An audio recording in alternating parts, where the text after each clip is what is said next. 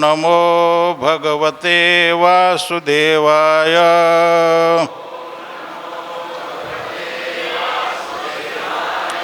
ओम नमो भगवते वासुदेवाय।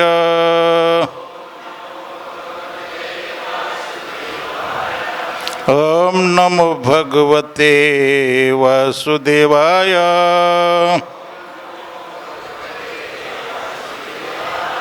ओम नमो भगवते वासुदेवाय।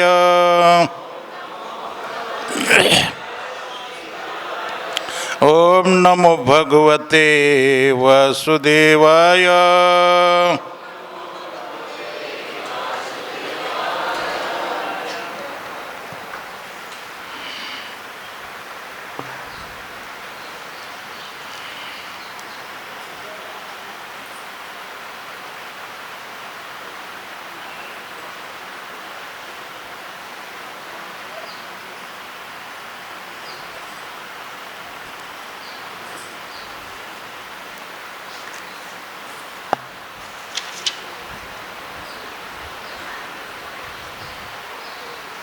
श्रीमद् भागवत महापुराण सप्तम स्कंद अध्याय 11 श्लोक 21। शमो दम तपो शौचम। शमो दम तपो शौचम। संतोष शांतिरार्जवम्। संतोष शांतिरार्जवम्। शमो दम तपो शौचम। संतोष शांतिरार्जवम्। ज्ञानम दया चित्तात्मत्वम्। ज्ञानम दया चित्तात्मत्वम्। सत्यं च ब्रह्मलक्षणम्। सत्यं च ब्रह्मलक्षणम्। शमो दम तपः शौचम्। संतोष शांतिरार्जवम्। ज्ञानं दया च्युतात्मत्वम्। सत्यं च ब्रह्मलक्षणम्। शम मन का संयम। दम इंद्रिय संयम। तप तपस्या। शौचम पवित्रता। संतोष तुष्टि। शांति क्षमाशीलता। क्रोध से शुद्ध न होना। आर्जवम सरलता। ज्ञानम ज्ञान। दया दया। अच्युतात्मत्वम अपने को ईश्वर के नित्य दास मानना। सत्यम सत्य। च भी ब्रह्म लक्षणम ब्राह्मण के लक्षण। अनुवाद। ब्राह्मण के लक्षण इस प्रकार है। मन का संयम, इंद्रिय संयम,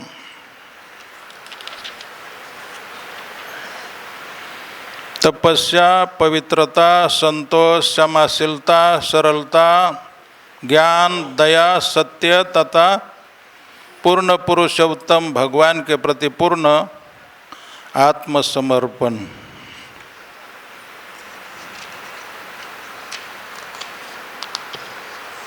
दोहराइए। ब्राह्मण के लक्षण इस प्रकार है। मन का संयम, इंद्रिय का संयम, तपस्या, पवित्रता, संतोष, क्षमाशीलता, सरलता, ज्ञान, दया, सत्य तथा पूर्ण पूर्ण पुरुषोत्तम भगवान के प्रति पूर्ण आत्मसमर्पण। तात्पर्य दिव्यांग्रेजी श्री भक्ति वेदांत स्वामी शिल प्रभुपाद द्वारा। शिल प्रभुपाद की वर्णाश्रम धर्म व्यवस्था में ब्राह्मण, क्षत्रिय, वैश्य, शूद्र, ब्रह्मचारी, ग्रस्त, वानप्रस्थ तथा संन्यास के लक्षणों का वर्णन हुआ है। अंतिम लक्ष्य तो अच्युतात्मत्वम सदैव पूर्ण पुरुषोत्तम भगवान कृष्ण या विष्णु के विषय में सोचना है। कृष्ण भावनामृत में उन्नति करने के लिए मनुष्य को उपयुक्त गुणों से युक्त ब्राह्मण बनना होता है।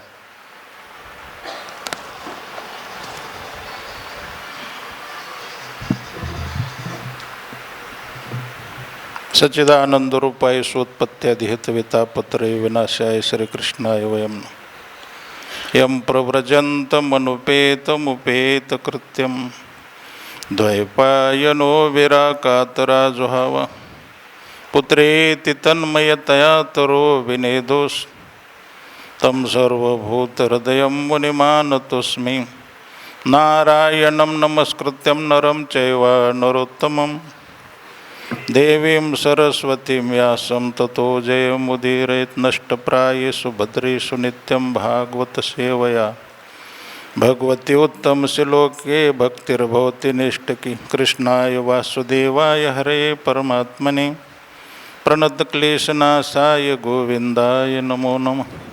कृष्णाय वासुदेवाय देवकी नंदनाय च नंदगोपकुमाराय गोविन्दाय नमो नमः। मुखं करोति वाचालं पंगुं लंघयते गिरिं यत्कृपातमहं वन्दे परमानन्दमाधवम्।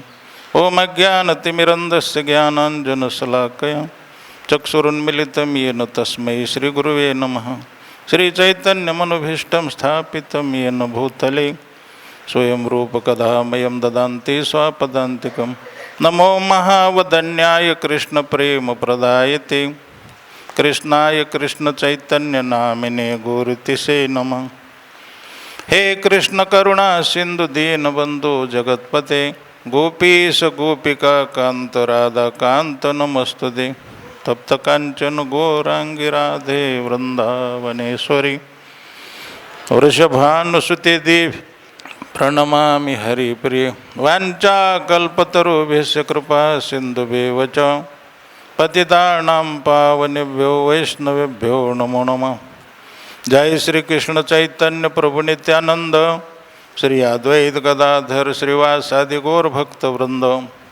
हरे कृष्णा कृष्णा कृष्णा हरे हरे हरे राम राम राम हरे हरे। हरे कृष्णा कृष्णा कृष्णा हरे हरे हरे राम राम राम हरे हरे। हरे कृष्णा कृष्णा कृष्णा हरे हरे हरे राम राम राम हरे हरे।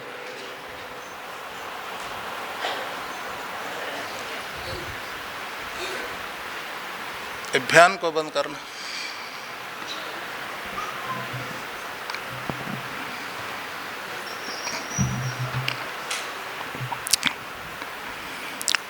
पहले मैं वृंदावन का ही भक्त हूँ। लगभग 40 साल पहले वृंदावन ज्वाइन किया था मैंने। 1980 में होगा, 1980-82 में। उस समय अविद्यापति भक्ति भृंग गोविंद महाराज प्रेसिडेंट थे और कदम्बा कानन महाराज जनरल मैनेजर थे और मधुकांत प्रभु भी उस समय थे।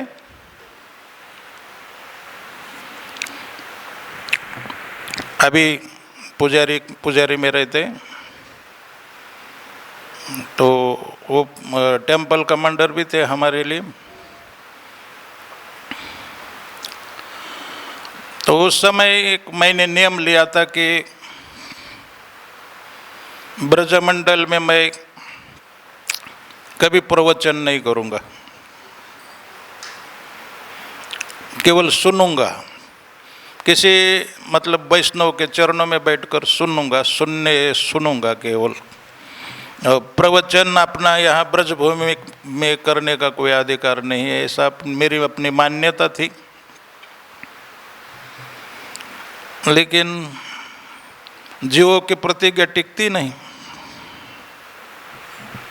मेरा भी वही हुआ। कुछ लोगों ने कहा कि आपको करना चाहिए एक बार, और उस समय मेरे समय हिंदी में प्रवचन हुआ नहीं करते थे,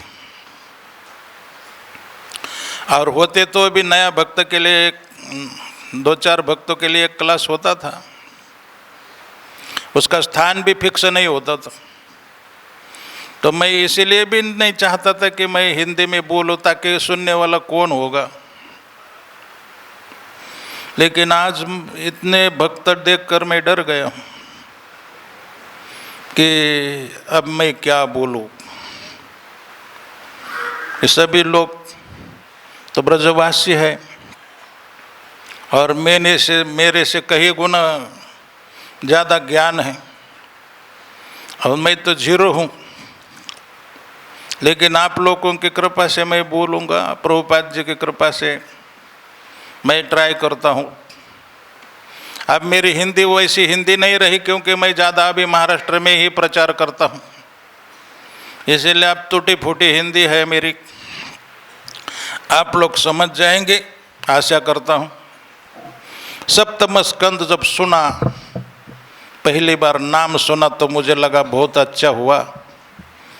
नरसिंह भगवान की, प्रहलाद महाराज की कथा सुनाऊंगा। लेकिन जब मानव धर्म, वर्णाश्रम धर्म की बात आई, तो सुनने वाले के लिए भी क्लिष्ट होता है, और सुनाने वाले के लिए भी क्लिष्ट होता है। तो मेरा भ्रम निराश हो गया कि अब नरसिंह भगवान के बारे में मैं कुछ बोल नहीं पाऊंगा। और जो भी है, राधा रानी की सेवा है, श्रवण कीर्तन जो होता है, कीर्तन मतलब एक ये भी सेवा है। 2 ही बातें इसमें। मैं कीर्तन करूँगा, मतलब ये कीर्तन नाम संकीर्तन जो गाते हैं वो दूसरा होता है, और ये भी कीर्तन ही इसको माना जाता है, प्रवचन को भी। लेकिन ये सेवा है कि श्रवण कीर्तन तो हृदय से करनी चाहिए। मैं आप हृदय से करूँगा, और आप हृदय से सुनना। और मोबाइल को मत रखना, मोबाइल बंद रखना, इतना ही करना बाकी। और सोने का नहीं, बस आप इतना 2 ही काम करेंगे, बीच में नहीं उठेंगे तो बहुत अच्छा रहेगा। बहुत बड़ी कृपा होंगी मेरे ऊपर, क्योंकि ये परेशानी मेरे को हर प्रोग्राम में आती रहती। तो मोबाइल भेजने के बाद बीच में ही उठ जाते हैं। तो कुछ लोग तो दिखाने के लिए आते कि मैं उठ गया हूँ। आप देखिए मेरे तरफ,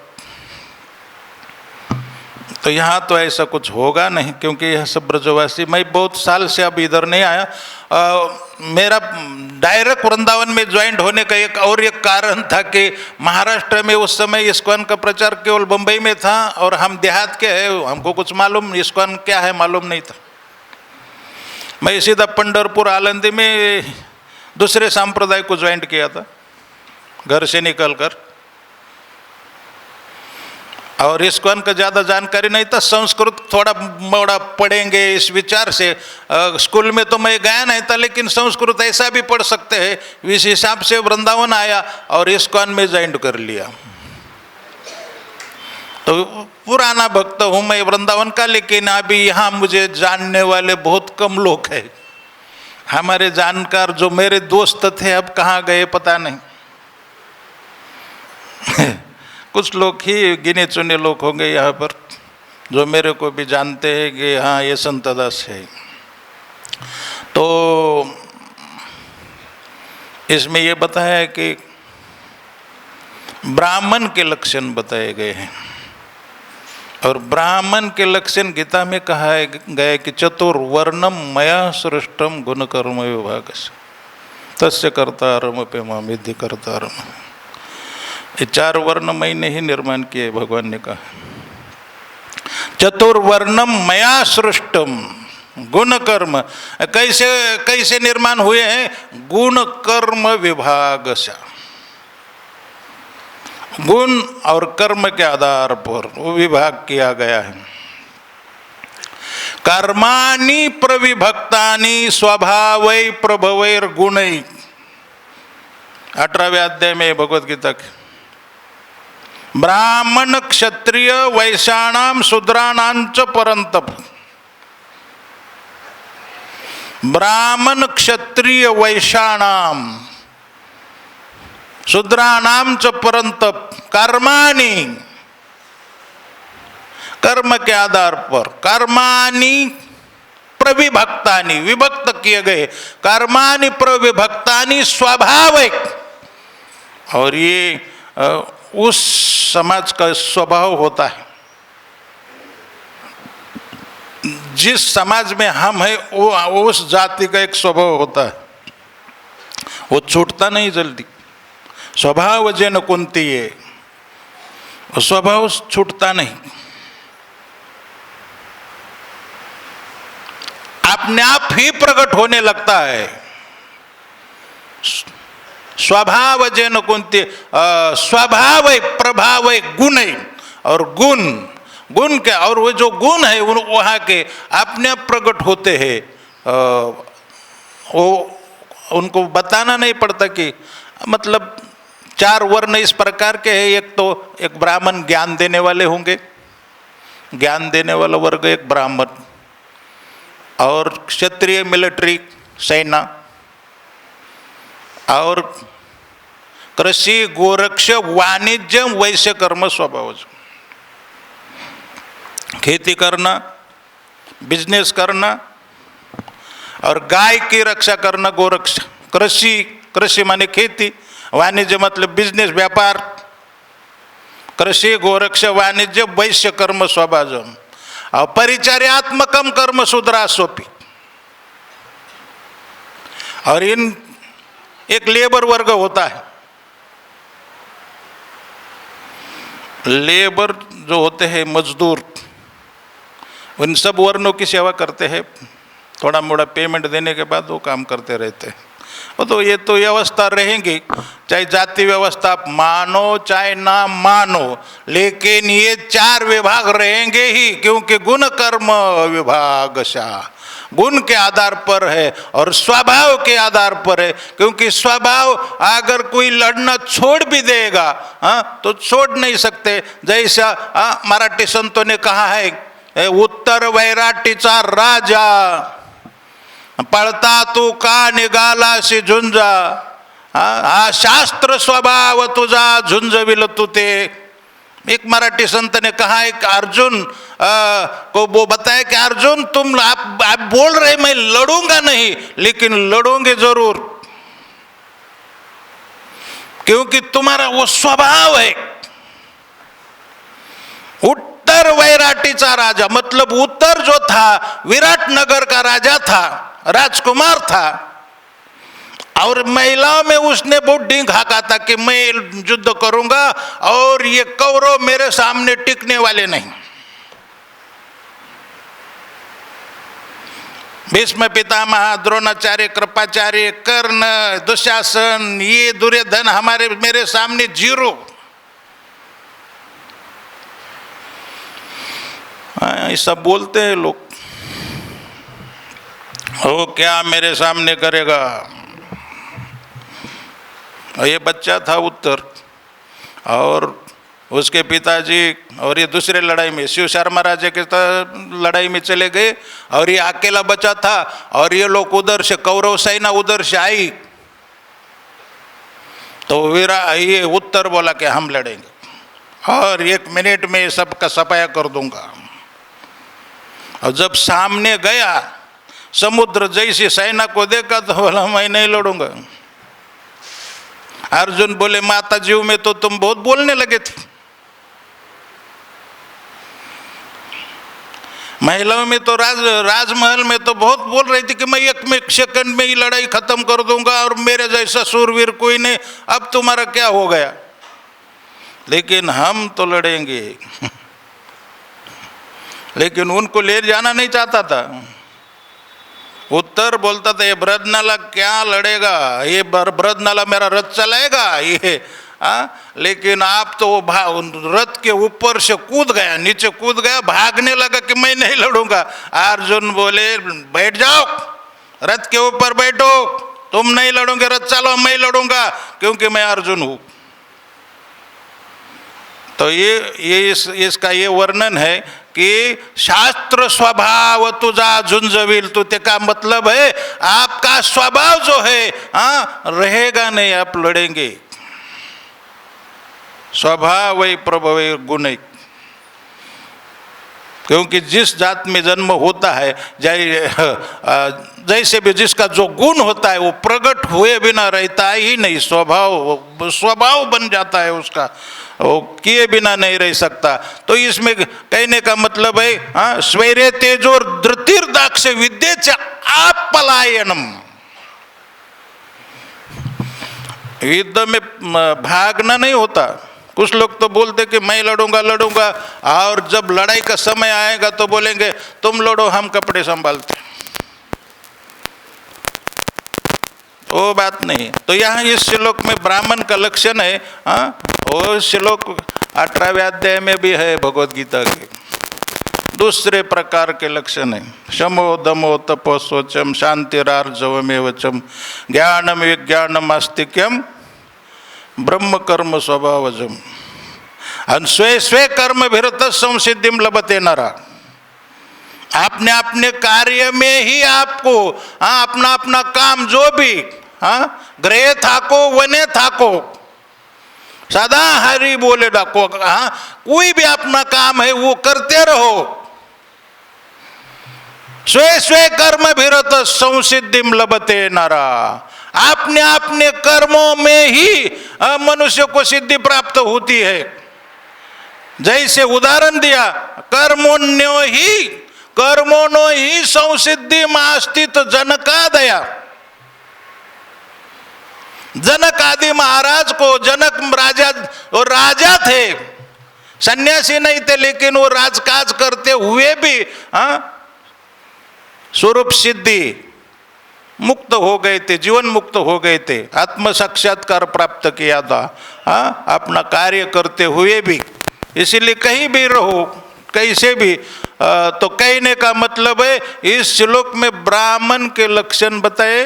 मन का निग्रह पहला है, मन की बहुत जरूरी होती है। शमो दमो तपो शौचम, मैं ये बता रहा हूं आपको, मन को ठीक करना है।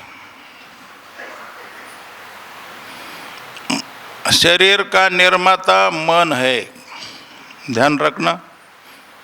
11वें स्कंद में कहा गया मनोसृजति वै देहान गुणान कर्माणि चात्मना। आपका देह का निर्माण ब्रह्मा जी नहीं करते, आपका मन करता है। आज का आपका जो मन है वो कल का शरीर है।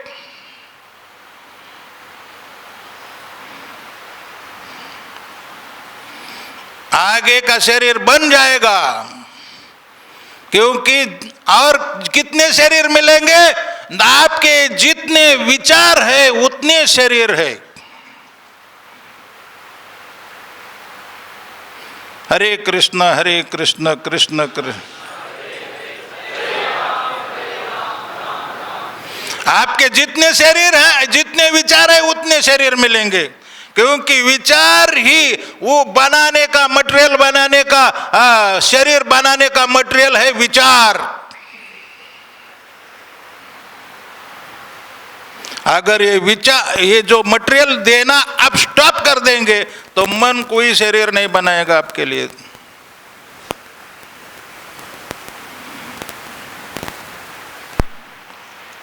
किसी बिल्डर को कोई कंस्ट्रक्शन देते हैं और उसको बालू सीमेंट वगैरह सब देते, पैसा देते तो बिल्डिंग बनाते जाता है, लेकिन मटेरियल देना और पैसा देना स्टॉप कर देंगे तो नहीं बनाएगा।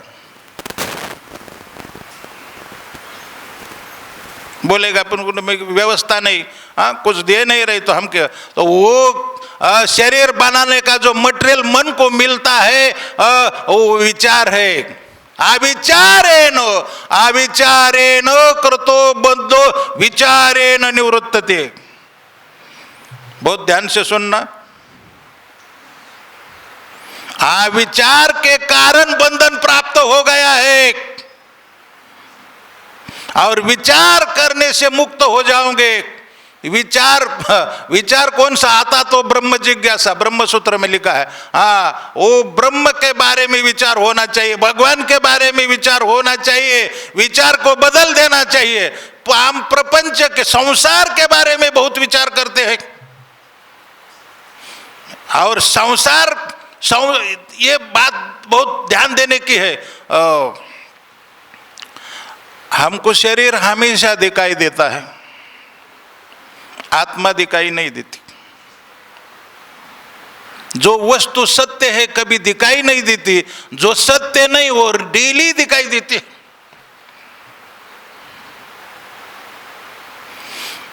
भगवान प्रत्यक्ष कभी दिखाई नहीं देते और जगत हमेशा दिखाई देता है।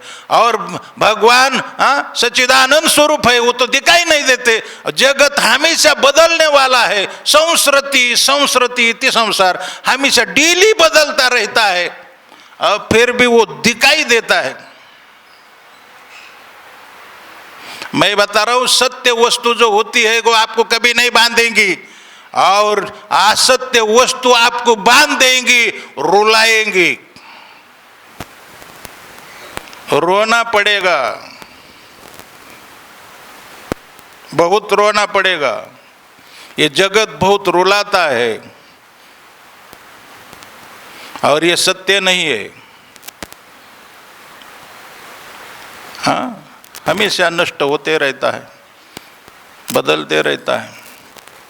तो मैं कह रहा था कि मन सृजति वै देहान, मन ही देह का निर्माण करता है। सृजति मतलब देह का निर्माण करता है। क्योंकि कैसे? स्मरण के आधार पर। यम यम वापी स्मरण भावो तेजन तेन्ते कलेवरम तम तमिवेति क्वंती सदा तद भाव भावित। आपका जैसा स्मरण, जैसे विचार होंगे वैसा ही आपका नया शरीर बनते जाता है। इसीलिए और मैं कभी कभी कहता था कि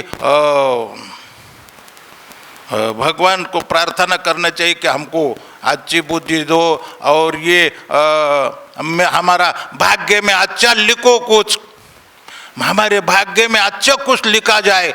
लेकिन अब मैं ये सोचता हूँ कि भाग्य लिखने वाले दूसरे नहीं, भाग्य तो हम डेली खुद ही लिखते हैं। हमारा भाग्य हम ही लिखते हैं। जो हम कर रहे हैं वो सब लिखा जा रहा है और वही हमको मिलने वाला है। इसीलिए कैसा लिखना है आप सोच लेना।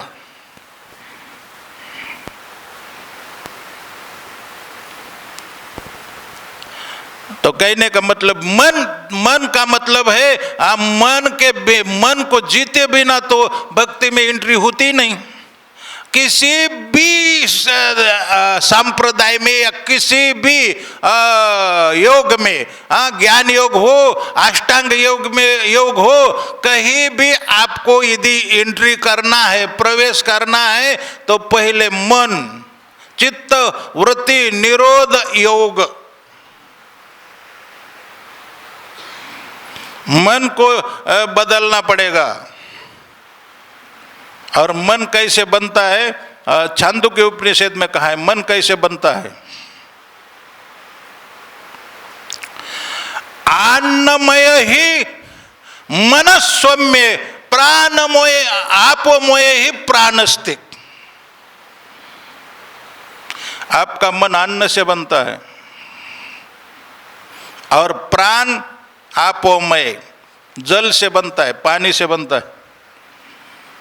ध्यान रखना। अन्नमय ही अन्नमय ही मन सौम्य। सौम्य मतलब आप उद्दालक आरुण्य अपने पुत्र को कहते हैं, श्वेत केतु को कहते हैं, ये जो मन है ना अन्न से बन जाता है। इसीलिए कहाँ खाना है कहाँ नहीं खाना है, कैसे खाना है वो भी जानना जरूरी है। हाँ, कुछ भी खाते रहने से ऐसा ही मन बनते रहता है। सबसे ज़्यादा मन बदलना है और सबसे ज़्यादा जल्दी मन बदलना है तो चैतन्य महाप्रभु ने कहा चेतु दर्पण मार्जनम बहु महादावाग्नि निर्वापनम श्रेय कैरव चंद्रिका वितरणम विद्यावधु जीवनम आनंदाम बुद्धिवर्धनम प्रतिपदम पूर्णामृत स्वादम। चित्त रूप दर्पण का मार्जन करना है तो हरिनाम सबसे अच्छा उपाय। हरे कृष्ण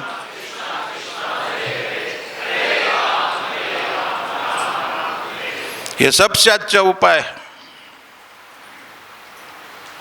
मन बदलना और मन में से जो भी हमारा शत्रु मित्र ये सब हम लोगों को पहचानना पड़ता है। हमारा मित्र कौन है, शत्रु कौन है, ये जो विकार है, ये जो मन है, मन ये वो मनुष्यानाम कारणम बंध मोक्ष। मन ही मनुष्य के बंधन का और मुक्ति का कारण है। जीता हुआ मन मनुष्य का मित्र है और अजीता हुआ जो जीता नहीं गया वो ही शत्रु है। तो शत्रु को ये जो काम क्रोध विकार ये हमारे शत्रु है। अजय शत्रु महाभाव काम रूपम दुरासदम। लेकिन उनको पहचानने के बाद अजिटीज पहचानने के बाद जैसे है वैसे पहचानने के बाद, क्योंकि वो बाहर नहीं है, हमारे अंदर बैठे हैं। विकार बाहर नहीं है, हृदय में अंदर बैठ गए। कहाँ कहाँ बैठे हैं और क्या क्या काम करते हैं उसको पहचानना चाहिए। As it is. आपको मैं न्याय शास्त्र का एक उदाहरण अच्छा लगे तो सुनाता हूँ, बड़े गौर से सुनना। अन्यथा अर्थ नहीं लेना, अन्यथा गलत अर्थ नहीं लेंगे तो बहुत अच्छा उदाहरण है। प्रधानस्य कुलवधुवत्, प्रधानस्य कुलवधुवत् न्याय शास्त्र का उदाहरण है, कल्पना नहीं मेरी अपनी।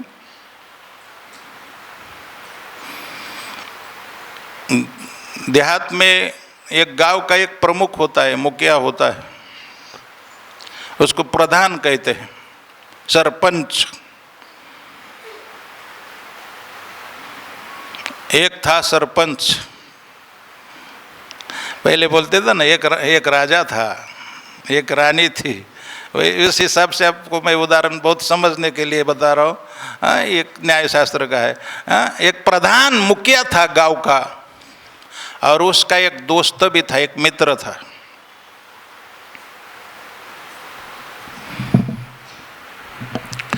मित्र कभी कभी बोलता था तुम्हारी पत्नी जो प्यार दिखाती है ना, क्योंकि आगे का शब्द है प्रधानस्य, आगे का शब्द क्या है?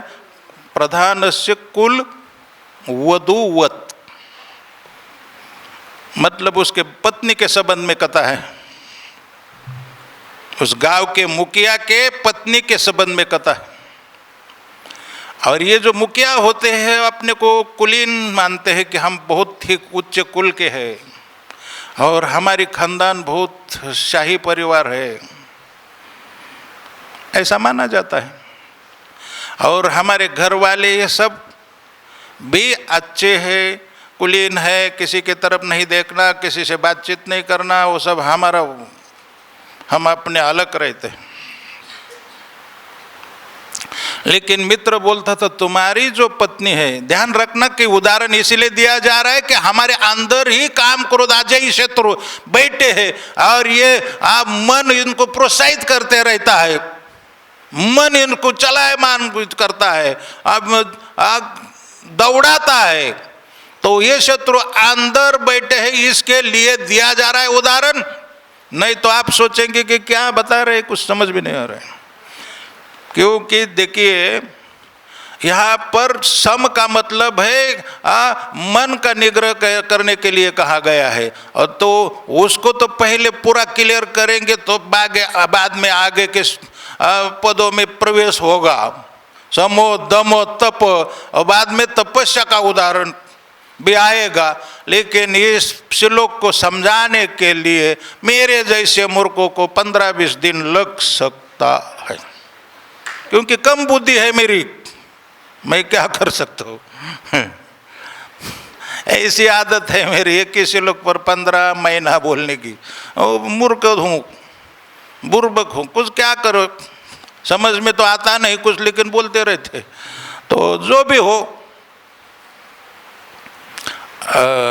तो मित्र बोलता तो तुम्हारी पत्नी ना सामने तो बहुत प्रेम दिखाती है, लेकिन वास्तव में वो नहीं है, वो गड़बड़ है, और मैं तेरा मित्र हूं, इसीलिए वास्तव में सही मित्र हूं, इसीलिए तुमको समझा रहा हूं, बाद में बहुत बेइज्जती होंगी।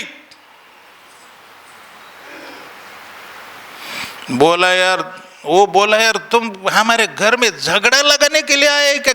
मुझे समझ में नहीं आ रहे, तो क्या बता रहा है? हमारी पत्नी पतिव्रता सती साध्वी स्त्री महिला विदुषी है, बहुत ज्ञानी भी है, और तुम मेरे बिना वो रह नहीं सकती, और तुम ऐसा बोलते हो। अगर ये बात फिर दोबारा बोलने लगोगे तो ये मित्रता हमारी कट हो जाएंगी, तुम बाद में मेरे पास आना ही नहीं। लेकिन ये सही मित्र था। हाँ, सही मित्र, जो सही मित्र होते हैं ना, अपने मित्र को उपंत निवारी सुपंत चलावा, गुण प्रगटई अवगुण दुरावा। उपंत निवारी, अगर गलत मार्ग से मित्र जा रहा है तो कुपंत निवारी उसको वहां से निकाल लेता है। सही मित्र जो होता है ना, कुपंत निवारी, कुमार्ग से उसको हटा देता है, अच्छा मार्ग पर ले आता है। कुपंत निवारी सुपंत, और अच्छा मार्ग पर ले आता है। सुपंत गुण प्रगटई, और उसके गुण को बोलता है। हाँ, समाज में उनके कोई उनको बोलता है ना, अरे तेरा मित्र तो बेकार है, तो बोलता है अरे नहीं, हम उनके साथ में रहते, बहुत अच्छा आदमी। गुण प्रगटई, गुण का प्रकट करता है। अवगुण दुरावा, और अवगुण को ढक लेता है, जाने दो, अरे थोड़ा मोड़ा गलती तो किसी से नहीं होता। हाँ, थोड़ी मोड़ी गलती तो हर आदमी से होती रहती। तो कुपंत निवारी सुपंत चलावा, तो बोला मैं तुम्हारा सिद्ध, तो बार बार बोला तुम जो बात बोल रहे हैं ना, मेरे को प्रूफ करो, नहीं तो दोबारा ये बात नहीं बोलना, तुम जो बोल रहे मेरे को प्रूफ करना। प्रधान से कुलवधुवत, बोला ठीक है, पत्नी को बता देना कि मैं गांव जा रहा हूं, कहीं बाहर जा रहा हूं यात्रा, और मेरे घर चले आना।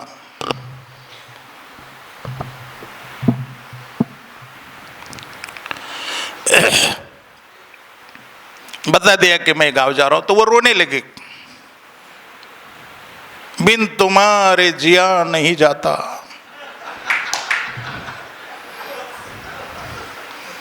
रोने लगी।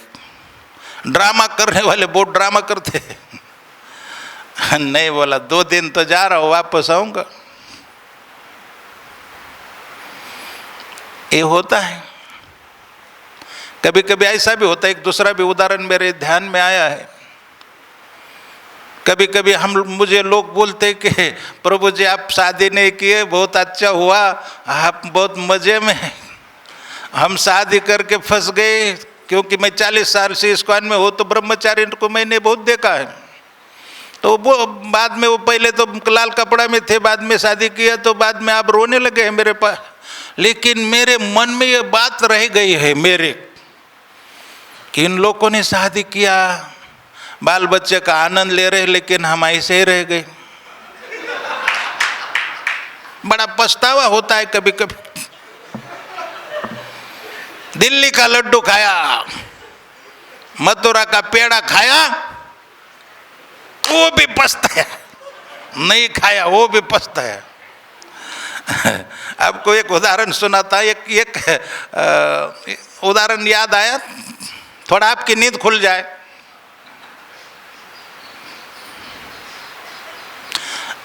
एक पत्नी अपने मायके जा रही थी, तो पति बोला कब आऊंगी? बोले 2 दिन में आ जाऊंगी। जाते ही मेरे को फोन करना, नहीं तो खत लिखना, और नहीं तो तार भेज देना, SMS करना, कुछ भी करो। और रेलवे स्टेशन पर उसको पहुंचाने के लिए गया, और जब जैसा जैसा समय नजदीक आ गया तो बहुत जोर से रोने लगा। पत्नी बोली क्या है, आप इतना मर्द है, पुरुष है, आप गंभीर होना चाहिए, लोग क्या सोचेंगे, क्या है, मैं तो 2 दिन में आने वाली, इतना रोने क्यों लगे? वो सोचा कि मेरी हृदय की बात वो नहीं समझ रहे। उधर दूसरा प्लेटफार्म पर दूसरा रो रहा था, सोचा कि वो समान धर्म है मेरे से, मिली जुली सरकार, उसके पास जाऊंगा, क्योंकि वो समझ, वो रो रहा है बेचारा, वो दुखी है, और सम दुखी, वो मेरी बात समझ जाएगा, इसलिए उसके पास चला जाए। बोले आप क्यों रो रहे हैं? उसने उल्टा इसको पूछा, तुम क्यों रो रहे? बोला मेरी पत्नी मायके जा रही। तो उसने पूछा कि आप क्यों रो रहे? बोला मेरी आ रही है। 10-15 दिन मजे में था, मथुरा का पेड़ा खाया, वो भी पछताया, नहीं खाया वो भी।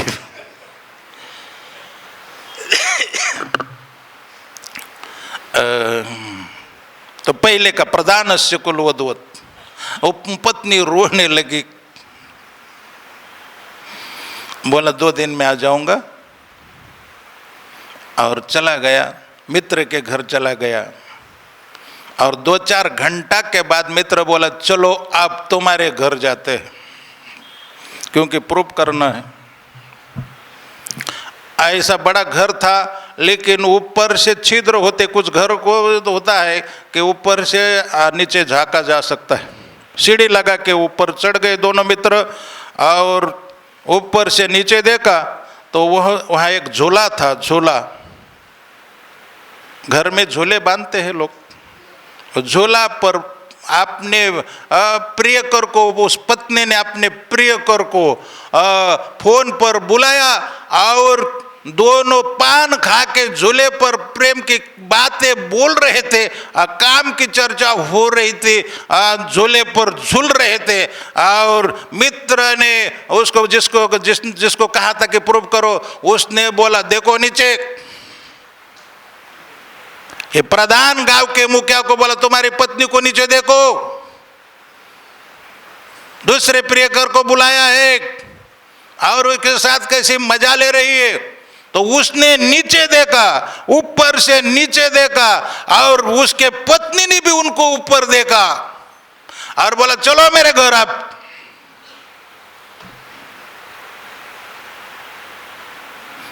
चलो मेरे घर। घर में गया तो इसने वो बहुत भड़क गया, बोला मैं अब छोड़ूंगा नहीं उसको, मैं उसको जान से ही खत्म कर दूंगा। बोले ये सब जरूरत नहीं पड़ेंगे यार तुमको अभी। बोले क्यों? बोले तुम घर जाओगे ना तो वो नहीं रहेंगी। बोले कैसे? बोले क्योंकि तुमने उसको आजिटी समझ लिया है, तुम जैसी है वो वैसे ही तुमने उसको जान लिया है। वो समझ गई कि अब मेरे चलेगा नहीं इस घर में, अब मैं यहाँ नहीं रहूंगा, क्योंकि मेरे को पहचान गए हैं। और इसीलिए आप तुम्हारे जाने के पहले वो कहाँ जाएंगी और दोबारा कभी नहीं मिलेगी। समझ गए? कहने का मतलब ये है कि हम उस व्यक्ति को जैसा, विषयों को जैसा है वैसा पहचानते नहीं, इसीलिए वो अच्छा लगते हैं। 5 प्रकार के विषय जो हम जैसा है वैसा उनको नहीं जानते हैं। हाँ, विषयों का सही ज्ञान हमको नहीं होता, इसीलिए वो अच्छा लगते हैं और हमको बांध देते हैं। 2 ही कारण है भजन छूटने का। बहुत ध्यान में रखना ये पूरे प्रवचन का सारे हमारा 2 ही बात है इसके कारण। एक तो विषयों का सही ज्ञान हमको नहीं होता, और दूसरा जिस मार्ग में हम चल रहे हैं, जिस भक्ति मार्ग में हम चल रहे हैं, उसमें आनंद नहीं आता, उसका अनुभव नहीं होता। यम लब्धा चा परम लाभ मान्यते नादिकम तथा। यम लब्धा चा परम लाभ, ये जो लाभ है, ये जो परम लाभ है, वो हमको होता नहीं। कभी कभी तो मैं सुनता हूँ कि प्रभु जी 10 साल से हम भजन कर रहे, पहले तो अच्छा लगता था, आनंद भी आता था, लेकिन अब बहुत बोर होता है, मन नहीं लगता है, घर जाने का विचार आ रहे। समझ गए? तो कहने का मतलब इतना ही है, ये ऐसा होता है कि आनंद बढ़ना चाहिए, घटना नहीं चाहिए, बढ़ते जाना चाहिए, लेकिन ये होता नहीं, कई कारणों से नहीं होता। वो कारण मेरे रूम में आने के बाद मैं बता सकता हूं क्या क्या कारण है उसके। तो आनंद जो डेली क्रमशः बढ़ना चाहिए, जैसे मराठी में कहा है, वर्षा काळी सरिता चढूस लागे पंडूस होता, तैसी नीच नवी भजता श्रद्धा दिशे। बरसात के समय जैसे नदी में बाढ़ आती तो बढ़ती जाती, वैसे भक्ति की बाढ़ आनी चाहिए, बढ़ती जाना चाहिए, लेकिन ऐसा होता नहीं, घटते जाता है। घटने का क्या कारण है? तो मेरा कहने का मतलब है, ये घटने का कारण जो अनुभव जैसा परमार्थ में आना चाहिए वैसा आता नहीं है, और विषयों का स्वरूप एज इट इज समझ में नहीं आता। अगर हम उनको ठीक से समझ जाएंगे तो चले जाएंगे। देखिए, हमारे घर में गेस्ट आते, उनको आदर करेंगे। जैसे अब मैं इधर आया, आप लोग मेरा आदर किया, मेरे गले में फूल की माला डाली और बोले प्रभु जी आते रहे ना, आते रहिए, आपका स्वागत होते रहेगा, आपका स्वागत है, और खाने पीने को भी माखन मिश्री बढ़िया मिलेगा, और प्रभु जी आप आने से बहुत हमको अच्छा लगता है, तो मैं आने के लिए आदत पड़ जाएंगी मेरी, अरे मेरा वहाँ सत्कार होने लगा है तो आएंगे। लेकिन एक आध बार किसी ने बताया, अरे तुम्हारा प्रवचन तो रखेंगे ही नहीं, कुछ भी नहीं, और तुम कभी आना, आएंगे तो भी मंदिर में मत आना। तो फिर आएंगे? फिर आ नहीं सकते। जिसको जितना आदर देते हैं, उसको जितना, मतलब मैं कहा, दुर्गुणों का जितना आदर करेंगे, वो हृदय में बैठे रहेंगे। लेकिन वो हमारे शत्रु है, जैसा है वैसा उनको समझो। जैसे वो प्रधानस्य कुलवधूवत, वो समझ गया, घर में गया तो वो पत्नी घर में नहीं थी, वो दोबारा कभी नहीं देखा उसको।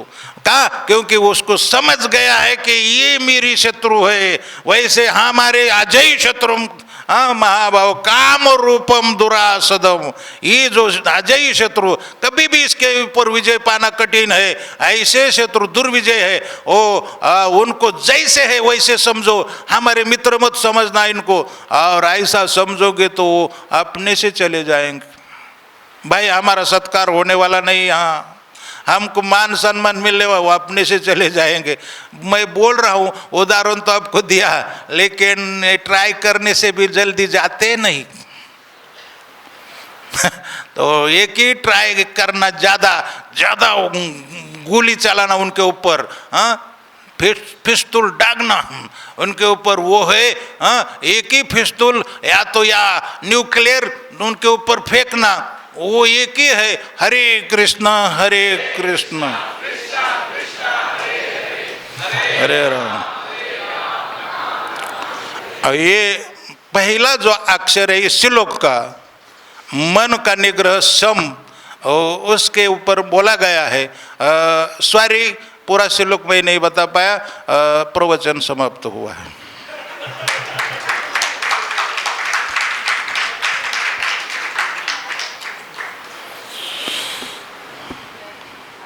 हरे कृष्ण।